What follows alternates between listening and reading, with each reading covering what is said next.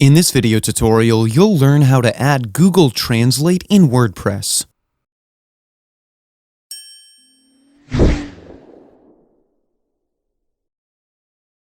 Adding Google Translate to your website allows your viewers to translate your websites to their preferred language, and you can do this all very easily.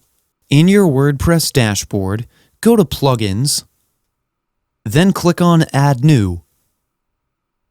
In the search bar, type G-Translate and press Enter.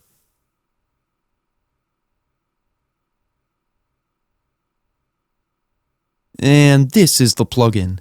Click on Install Now to start the installation, and when the installation is complete, this button is going to change to Activate. Click on it to activate the plugin. Once the plugin is activated, you'll be redirected to the Plugins page. Scroll down to the G-Translate plugin, and then under it, click on Settings. Now under Widget Options, you can select the look of the widget.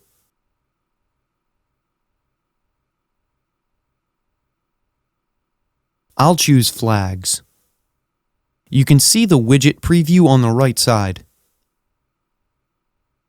Then in Translate From, select the language you want the user to translate from. So, in my case, it's English.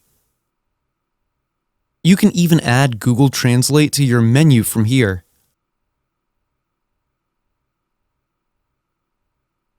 Then scroll down, and here you can select the languages to translate.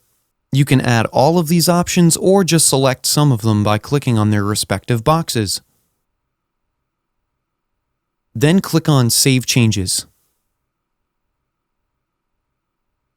And let's head over to the website to see it in action.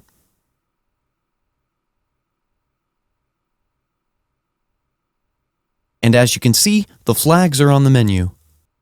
When you click on a flag, the website's language changes to the respective language selected.